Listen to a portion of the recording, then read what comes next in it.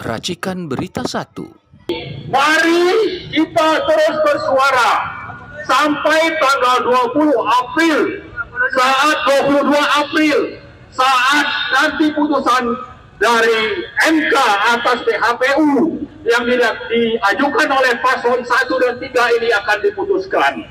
Assalamualaikum warahmatullahi wabarakatuh. Kami hadir di aksi Patung Kuda 3 April 2024 ini untuk mendukung hakim-hakim MK agar memiliki keberanian moral memutuskan perselisihan pemilu atau pilpres dengan adil dan jujur, benar, sesuai dengan aspirasi rakyat Indonesia yang telah melihat ada kecurangan, ada kejahatan politik di dalam proses pemenangan pasangan 02, termasuk keterlibatan istana yang luar biasa. Oleh karena itu, kami mendesak mendukung. Dan salah satu tuntutan desakan kami adalah agar pasangan Prabowo Gibran didiskualifikasi. Karena Gibran adalah anak haram konstitusi, anak haram demokrasi, anak haram hak asasi, anak haram ideologi, anak haram religi. Pokoknya banyak keharaman-keharaman dari proses sehingga menjadi cawapres. Kemudian Prabowo juga adalah figur yang bermasalah. Ada hak asasi manusia yang ditelusuri terus-menerus dan dibicarakan terus-menerus. Karena itu dosa yang sulit untuk dihapuskan dalam kesejarahannya di proses politik bangsa Indonesia. Kemudian yang sekarang ini ada yang sangat menyolok, yaitu bahwa Prabowo belum ditetapkan sebagai sebagai Presiden Republik Indonesia, sudah dalam tanda kutip mengklaim atau orang luar menganggap klaim bahwa Prabowo adalah Presiden terpilih, padahal sengketa masih jalan sekarang. Saya kira ini tidak etis berangkat ke Cina, dan keberangkatan ini tentu saja menjadi cacat politik Prabowo. Satu, dia memuji-muji habis Xi Jinping. Bahkan seperti orang yang tidak ada lagi lebih hebat daripada Xi Jinping dalam kesuksesan pemerintahan maupun memimpin rakyat Cina. Yang kedua, siap belajar ke Partai Komunis Cina. Sungguh aneh ini. Masa Prabowo mau belajar ke Partai Komunis Cina? Padahal Partai Komunis Cina itu punya dosa. Waktu kasus PKI dibantai jenderal-jenderal, dibantai umat Islam oleh PKI yang didukung oleh Partai Komunis Cina. Mau belajar apa dengan Partai Komunis Cina itu? Yang ketiga, menyatakan senang melakukan awal langkah sebagai presiden terpilih, padahal presiden terpilih palsu itu ke Cina. Ini menimbulkan pertanyaan bahwa jangan-jangan Prabowo itu akan menjadi antek Cina nantinya, karena tiba-tiba langsung datang dan dipanggil ke Cina, langsung datang ke sana. Yang keempat, akan ada kerjasama pertahanan Indonesia-Cina. Mau bikin blok? Apakah ini akan membuat blok dengan Cina? Saya kira itu pelanggaran konstitusi yang berprinsip politik luar negeri kita bebas dan aktif. Dan yang kelima adalah soal Indonesia dan Cina, dua negara dengan taman kembar, two countries, twin park. Dengan itu menyatukan kebersamaan ekonomi untuk berpengaruh terhadap bidang-bidang lain yang disebut dengan koridor ekonomi komprehensif. Nah, komprehensif ini bisa saja dari ekonomi menguasai politik, menguasai sosial, menguasai budaya, menguasai agama, bahkan menguasai militer. Saya kira ini bahaya besar bagi bangsa Indonesia. Dan Prabowo sudah memberi sinyal akan bahaya itu. Oleh karena itu desakan kita rasional, yaitu diskualifikasi pasangan Prabowo dan Gibran. Itu adalah penyelamatan bangsa Indonesia, penyelamatan demokrasi, penyelamatan kedaulatan rakyat, penyelamatan ideologi Pancasila. Insya Allah itu akan tercapai dengan perjuangan yang gigih rakyat elemen-elemen masyarakat, buruh, mama, mahasiswa, ulama, santri, aktivis, dan kelompok-kelompok perjuangan lainnya dalam rangka menegakkan kebenaran, kejujuran, dan keadilan. Nasrun minallah wa fathun qarib. Assalamualaikum warahmatullahi wabarakatuh. Ini rezim ingin meluluh-lantakkan bangsa kita, ingin menghancurkan bangsa kita dari dalam dengan cara memelihara para koruptor, betul? Koruptor dipelihara, para bangsat rakyat dipelihara. Hari ini bersama kawan-kawan pejuang perubahan kita turun aksi yang dipimpin oleh Front Penegak Daulat Rakyat. Hari demi hari kita terus mengawal dan mengawasi sidang Mahkamah Konstitusi, di mana Mahkamah Konstitusi akan mempertaruhkan nasib negara, bangsa, dan rakyat Indonesia. Apakah Hakim Agung yang ada di Mahkamah Konstitusi dapat menggunakan mata hati, nurani, dan prinsip-prinsip kejujuran dan keadilan, sehingga Pilpres yang dipenuhi dengan kecurangan dan kejahatan bisa kita tolak. Kita bisa menghukum para pelaku kecurangan dan kejahatan pemilu. Kita bisa gugurkan pasangan calon presiden, dalam hal ini Prabowo Gibran, yang nyata-nyata menjadi bagian dari konspirasi kejahatan pemilu. Praktek-praktek kecurangan demokrasi tidak bisa diteruskan lagi. Kita akan terus secara eskalatif dan simulatif mengawal sekaligus memberikan supporting system. Kita memberikan dukungan yang kuat kepada Hakim Agung Mahkamah Konstitusi. Kiranya para Hakim Agung Konstitusi ini betul-betul bisa menjaga marwah konstitusi, bisa menjaga prinsip-prinsip demokrasi. Dan yang paling penting adalah bagaimana mereka semua juga bagian dari rakyat Indonesia. Mereka harus berpatokan, berprinsip pada nilai-nilai ketuhanan, pada nilai-nilai kemanusiaan, dan berani mengambil keputusan-keputusan yang berdasarkan nilai-nilai kejujuran dan keadilan.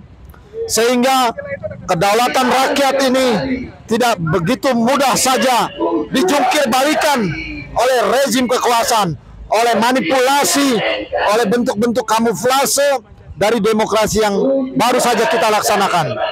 Kami berharap dukungan rakyat akan menguatkan mental, moral, dan keberanian dari para Hakim Agung, sehingga bisa menghasilkan keputusan yang berani melawan oligarki, berani melawan para penjahat demokrasi, dan tak kalah pentingnya adalah dalam rangka menyelamatkan negara kesatuan Republik Indonesia, sehingga Pancasila, Undang-Undang Dasar 45 kembali ditegakkan.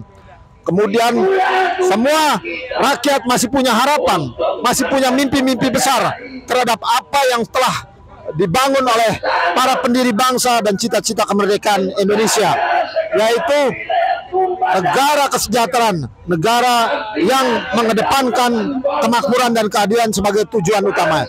Ini rezim ingin meluluh-lantakkan bangsa kita, ingin menghancurkan bangsa kita dari dalam. Assalamualaikum warahmatullahi wabarakatuh. Alhamdulillah, walaupun hujan, pantang mundur kita untuk tidak turun ke lapangan. Selama menegakkan kebenaran dan keadilan ini tidak tegak di negara kita, maka kita akan terus turun melawan daripada kezaliman-kezaliman yang ada. Maka dari itu, sekali lagi, jangan pernah lelah, jangan pernah merasa letih, jangan pernah merasa capek, karena ini perjuangan untuk bangsa dan negara kita ke depan. Sekali lagi, kepada rakyat Indonesia, saya himbau untuk selalu bisa memantau, mengawasi daripada sidang MK ini. Kita masih merasakan optimisme kita untuk menang di sana. Kenapa? Sudah tidak ada lagi Paman Usman di sana. Kita lihat MK saat ini insya Allah bisa menjadi barometer, bisa untuk memutarbalikkan daripada keadaan yang ada pada bangsa ini, untuk membalikan marwah daripada MK. Sekali lagi saya ajak kepada rakyat Indonesia bahwa rakyat Indonesia adalah pejuang bukan pecundang. kemerdekaan Indonesia bukan diberikan oleh penjajah, bukan diberikan oleh Jepang, bukan diberikan oleh Belanda, bahkan bukan pula diberikan oleh Cina, tapi karena perjuangan para syuhada, para pejuang dan pertolongan Allah Subhanahu wa taala. Jangan pernah gentar, jangan pernah mundur. Ayo sama-sama tanggal 5, tanggal 19 dan tanggal 22 April kita tunggu di gedung MK. Bersama kita menegakkan kebenaran dan keadilan. Republik Indonesia harus kembali direbut. Kita lawan para oligarki, kita lawan para orang Cina yang selama ini begitu korup dan serakah. Ada Beni Cokro, ada Chandra Wijaya, yang terakhir yang kita lupakan adalah Harvest Moon dan Helena yang mengambil kekayaan rakyat sebesar 271 triliun. Assalamualaikum warahmatullahi wabarakatuh. Pada hari ini, walaupun cuaca hujan, tapi bukan menghalangi dalam perjuangan. Kami tetap semangat datang di tempat ini karena melihat situasi dan kondisi hari ini sangat memprihatinkan, yaitu tentang kecurangan pemilu. Karena kecurangan itu bukan hanya di pemilunya, tapi sebelum pemilu pun mereka sudah mulai. Dan mulai pemilu juga curang, apalagi setelah penghitungan itu juga curang. Dan saya agak pesimis, apakah betul MK itu akan menerima dan akan memenangkan gugatan dari 01 dan 03. Karena yang saya lihat adalah semua sudah tidak netral. Semua sudah dikondisikan siapa yang akan menang. Ini yang harusnya kita sama-sama ketahui. Tapi persoalan hari ini, soal sudah dikondisikan, tapi bagaimana semangat rakyat, persatuan rakyat ini yang harusnya kita himpun semua untuk mengepung MK dan istana. Pasti MK akan lebih memikirkan dampak nasib rakyat Indonesia. Tapi kalau kita juga tidak mau bersatu, bagaimana kita bisa menekan para pemimpin MK ini? Ini jalan satu-satunya. Yang berikutnya, karena kecurangan itu bukan hanya pemilu, kecurangan tentang undang-undang Omnibus Law itu ada 11 klaster, yaitu klaster tentang tenaga kerja, yaitu bagaimana Presiden akan mempersiapkan 10 juta lapangan kerja, tapi itu omong kosong. Kenapa? Di undang-undang Omnibus Law itu sendiri, khususnya di klaster tenaga kerja, di sana adalah memberikan karpet merah terhadap tenaga kerja asing untuk masuk ke Indonesia tanpa ada persyaratan bahasa Indonesia. Ini adalah sudah harga diri bangsa sudah tergadaikan. Itu satu. Yang kedua, PHK akan terus berlanjut. Karena apa? Pesangonnya pun sudah 0,5 dan itu tidak juga ada namanya bagaimana kalau mereka tidak membayar, itu sudah ada, tidak ada pidananya. Inilah kondisi yang terjadi hari ini. Selain PHK dan aturan-aturan yang lain tentang outsourcing, tentang pemagangan dan yang lain-lain, inilah tidak ada lagi tenaga kerja tetap. Karena setiap ada tenaga kerja tetap, itu pasti akan dicari-cari persoalannya. Mereka akan di-PHK dan akhirnya akan dimasukkan untuk tenaga kerja kontrak atau magang. Disinilah liciknya undang-undang ini. Selain itu, tentang bagaimana petani kita adalah bagaimana mereka bisa menjadi tuan rumah sendiri, padahal petani ini adalah buruh tani. Karena tidak ada tanah yang diberikan rakyat Indonesia. Kenapa? Di dalam undang-undang Omnibus Law ini sendiri, yang dulunya hanya bisa diperpanjang sekali, hari ini diperpanjang 2 kali. Pertama, akadnya adalah 90 tahun.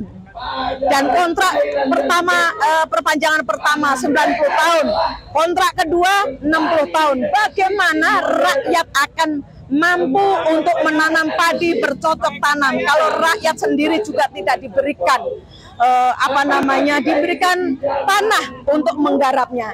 Disinilah sebenarnya kondisi yang hari ini rakyat kita ini sudah tertindas. Rakyat kita sudah tidak lagi digubris oleh pemerintahan ini. Pemerintah hanya memberikan karpet merah terhadap asing. Bagaimana investorlah yang diberikan karpet merah, tapi tidak pernah memikirkan bagaimana rakyatnya sendiri. Ini yang menjadi persoalan. Kembali lagi tentang kecurangan pemilu yang hari ini kita sama-sama ketahui, yang sudah berkali-kali kita turun bagaimana menyuarakan tentang kecurangan. Soal KPU sudah memutuskan nilai, dan KPU punya kalkulator yang mampu untuk menghitung di mana itu yang besar, di mana itu yang rendah. Kalkulator KPU dan kalkulator yang lain itu berbeda. Akhirnya 02 lah yang menang. Bawaslu juga sama. Tidak ada tindakan yang tegas tentang pelanggaran-pelanggaran. Ini yang menjadi persoalan hari ini. Setelah setelah diputuskan oleh KPU, akhirnya paslon 1 dan 3 itu adalah bagaimana mengajukan ke MK. Hanya kita berharap satu-satunya adalah MK yang hari ini. Di MK ada 8 hakim. Apakah betul hakim ini akan betul-betul memikirkan nasib rakyat? Apakah hanya memikirkan bagaimana investasi, memikirkan kepentingan politiknya? Kalau itu hanya mementingkan politik, akhirnya paslon 2 akan menang. Tapi juga jangan salahkan kalau rakyat akan turun lebih besar lagi untuk mengepung MK, untuk memberikan dukungan kepada 8 hakim yang ada di MK, agar betul-betul memikirkan nasib rakyat Indonesia. Itu tergantung pada 8 hakim hari ini. Maka saya dan kawan-kawan hari ini tidak patah semangat, walaupun ada berkecamuk tentang bagaimana kepesimisan, tapi tetap kita harus semangat. Kita berikhtiar bagaimana masih beberapa hari ini kita harus mengumpulkan semua pihak yang peduli terhadap nasib rakyat Indonesia. Maka saya mengundang tanggal 5, tanggal 19, dan tanggal 22 untuk menentukan nasib rakyat Indonesia dan memberikan dukungan kepada MK agar MK betul-betul adil untuk memutuskan nantinya. Terima kasih saudara-saudaraku sebangsa setanah air. Masih semangat. Masih semangat. Kita tetap harus semangat. Assalamualaikum warahmatullahi wabarakatuh. Kita tahu bahwa sejak dibuka hujan ini tadi, penceramah-penceramah makin kencang dan makin berkualitas. Inilah demo yang berkualitas. Terutama kita sedang membentengi para pengacara yang menolak hasil pemilu oleh hakim yang sedang menyidangkan. Ini adalah perjuangan kita semua. Maka rakyat membentuk sebuah namanya panggung rakyat untuk terus mengawal sampai selesainya sidang. Intinya adalah rakyat menolak, jangan sampai kekuasaan yang curang ini dibiarkan melanggeng, dibiarkan dideklarasikan. Karena ini adalah betul-betul penindasan terhadap rakyat yang disetujui oleh para elit. Maka kita tidak hanya ingin yang turun ke jalan itu adalah rakyat, tetapi marilah orang-orang elit. Bahkan kalau perlu guru-guru besar dan para mahasiswa turun bersama pada tanggal 22 apabila tetap masih menolak apa yang diinginkan rakyat. Tolak diskualifikasi kepemimpinan Gibran dan Prabowo yang penuh kecurangan, yang penuh kehancuran dengan teror-teror mereka. Mereka menteror ya. Baru ke hari ini Prabowo mendatangi Cina, ya. Kalau tegasnya kemudian dia diundang untuk diberikan arahan-arahan terhadap kemenangan, padahal tidak menang, padahal kecurangan semua. Maka kita tetap menolak. Rakyat hanya punya kesempatan saat ini. Apabila rakyat tidak bisa menghasilkan, tidak berhasil menolak terhadap pimpinan curang ini, maka kita tidak akan ada kesempatan lagi. Kita tidak akan ada waktu lagi. Karena kejahatan itu sekarang ini saja sudah menjadi monster, ya. Pertama, kekuasaan itu kekuasaan yang seolah-olah sederhana, ya. Datang pakai baju putih sederhana. Sekarang dia sudah berhasil mengusung kepemimpinan nepotisme, ya. Bayangkan, bukan hanya anaknya saja yang ingin dijadikan wakil presiden, dijadikan gubernur, ya, tetapi bahkan mantu-mantunya, ajudan-ajudannya. Apakah kita diam melihat kelakuan, ya, rezim Jokowi seperti itu? Maka menolak Jokowi itu bukan Jokowi semata. Dari sekarang kita harus tolak kemenangan suram, kemenangan curang oleh Pak Prabowo dan Pak Gibran. Kami mengajak semua, jangan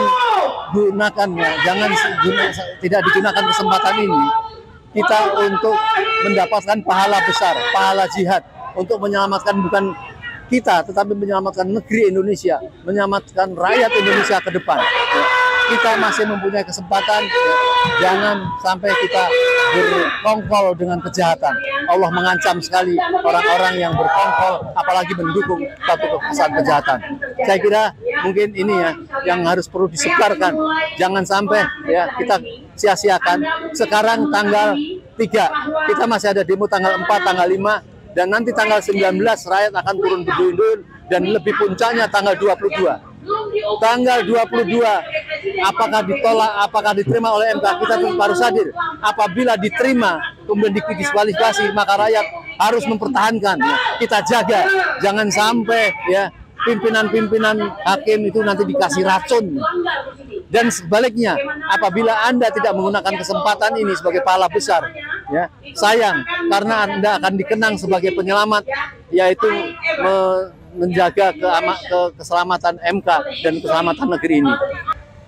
Tadi siang juga kita berkumpul, semuanya meminta agar kepada seluruh rakyat Indonesia benar-benar memperhatikan situasi perkembangan persidangan yang ada di Mahkamah Konstitusi.